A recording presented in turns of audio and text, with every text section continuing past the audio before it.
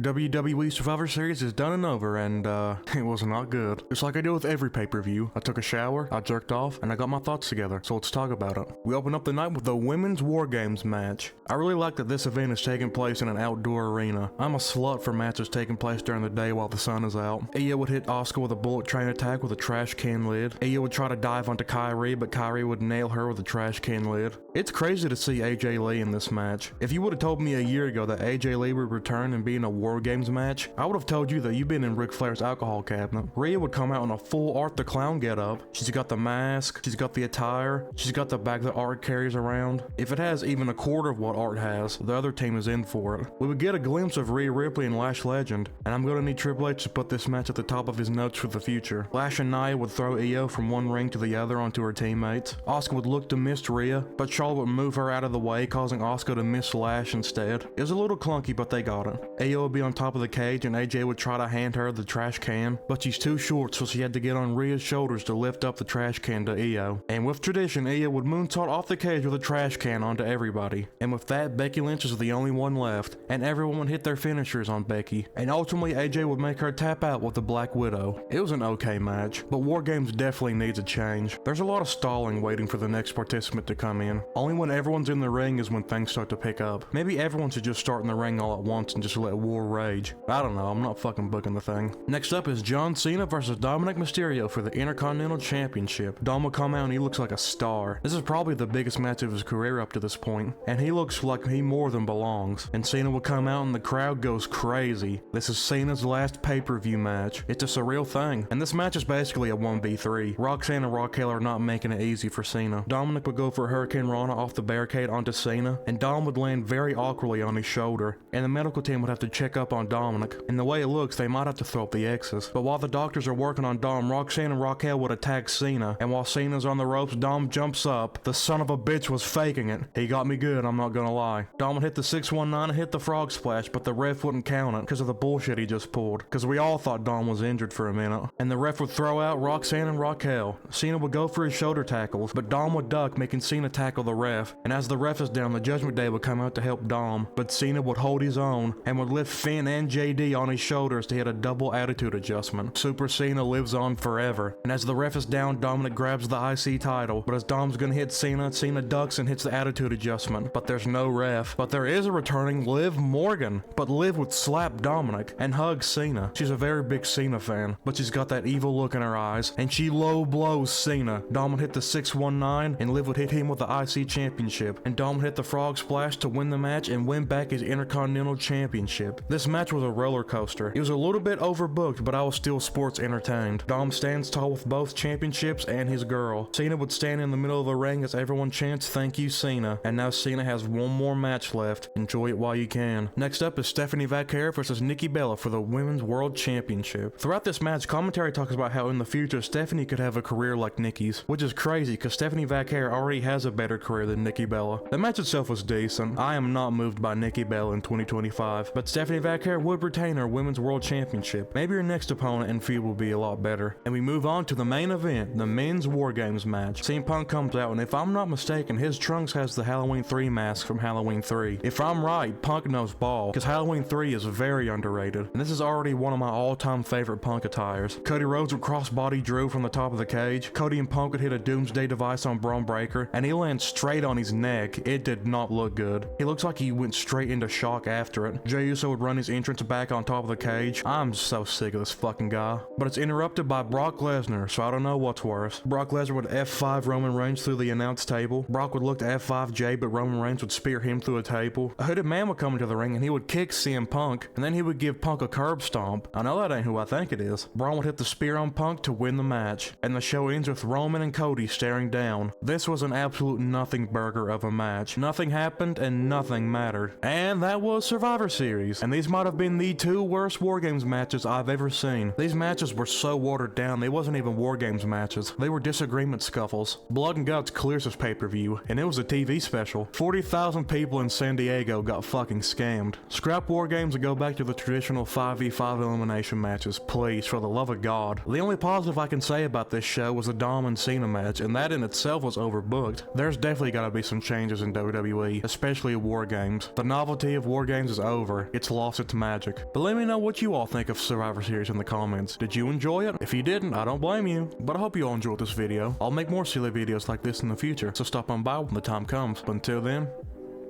be careful.